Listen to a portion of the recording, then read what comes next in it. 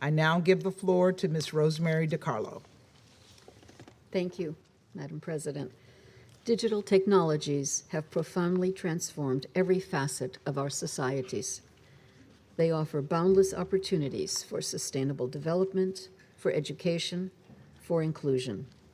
Social media, for example, has transformed human rights and humanitarian advocacy, making it possible to mobilize people around the world quickly and efficiently around issues requiring urgent attention. They've also created fresh possibilities for our peace and security work. Technological developments have improved our ability to detect crises, to better preposition our humanitarian stocks, and to design data-driven peace-building programming. We are using digital technologies in our work in conflict prevention, peacemaking, and peace building. Allow me to share a few examples. Digital tools strengthen our information gathering and early warning capacity. In Yemen, the UN mission to support the Hodeidah Agreement has used various mapping, GIS, and satellite technology tools to enhance its monitoring of the ceasefire and the government. They've increased our preparedness to understand, analyze, and respond to crises that may have a digital dimension and to address digital risks. We have, for example, worked with partners to build an e-learning platform on digital risk management.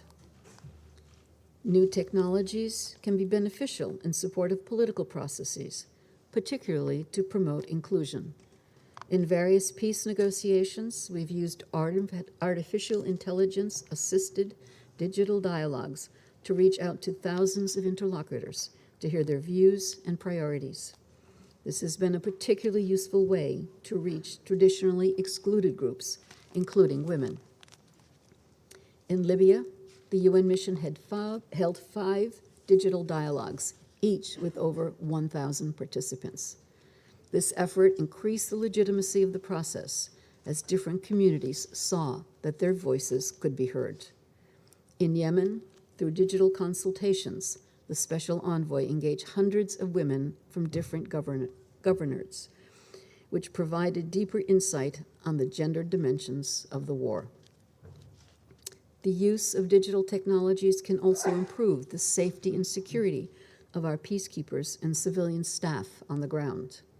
The launch of the digital strategy for transformation of peacekeeping presents an essential step toward this goal and toward more effective mandate implementation, increasing early warning capacities. Finally, with these tools, we were able to visualize information and convey data-rich analysis to support the Security Council's decision-making. Our recent virtual reality presentation to the Security Council on Colombia shows how we can bring our work on the ground to the attention of this body in new ways. Madam President, the benefits of digital technologies for the maintenance of international peace and security are manifold. However, advances in technology have also created significant new risks and can affect conflict dynamics for the worse. There are several areas of concern. The number of state and non-state sponsored incidents of malicious use of digital technologies for political or military ends has nearly quadrupled since 2015, according to some estimates.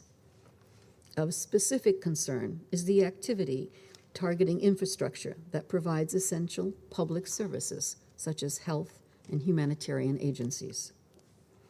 Meanwhile, lethal autonomous weapons raise questions regarding human accountability for the use of force. As the Secretary General has made clear, machines with the power and discretion to take lives without human involvement are politically unacceptable, morally repugnant, and should be prohibited by international law. Also, non-state actors are becoming increasingly adept at using low-cost and widely available digital technologies to pursue their agendas. Groups such as ISIL and Al-Qaeda remain active on social media, using platforms and messaging applications to share information and communicate with followers for the purposes of recruitment, planning, and fundraising. And the increasing availability of digital payment methods, such as cryptocurrencies, brings additional challenges. Further, digital technologies have raised major human rights concerns, from artificial intelligence systems that may be discriminatory to the widespread availability of surveillance technologies that can be deployed to target communities or individuals.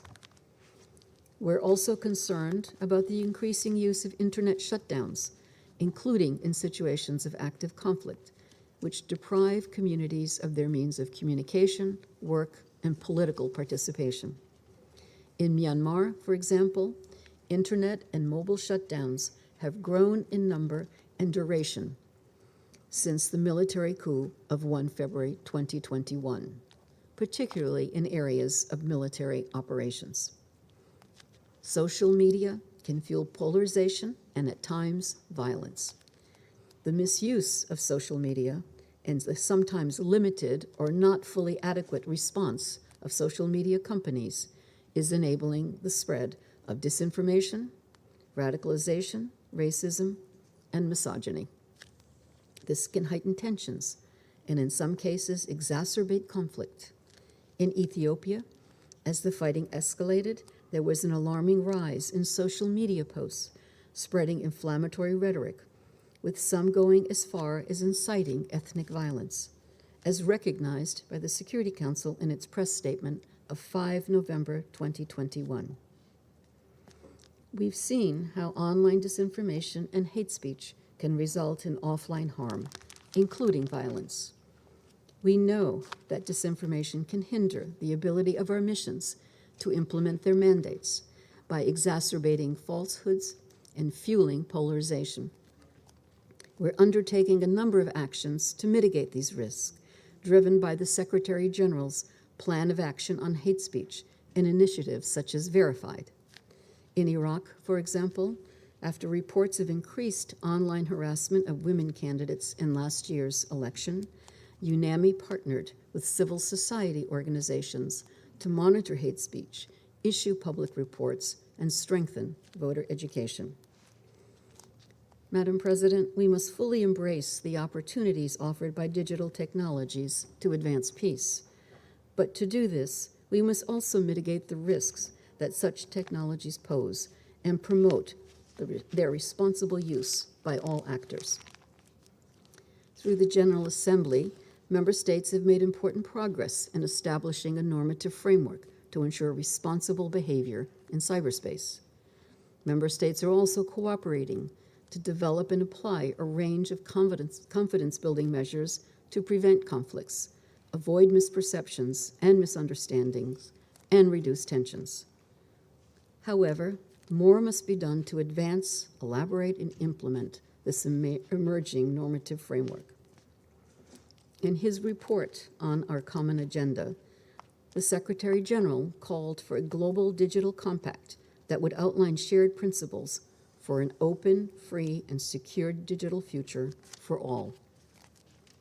Together with other aspects of our common agenda, such as the new Agenda for Peace and the proposed Code of Conduct for Integrity in Public Information, we have a critical opportunity to build consensus on how digital technologies can be used for the good of people and the planet while addressing their risks.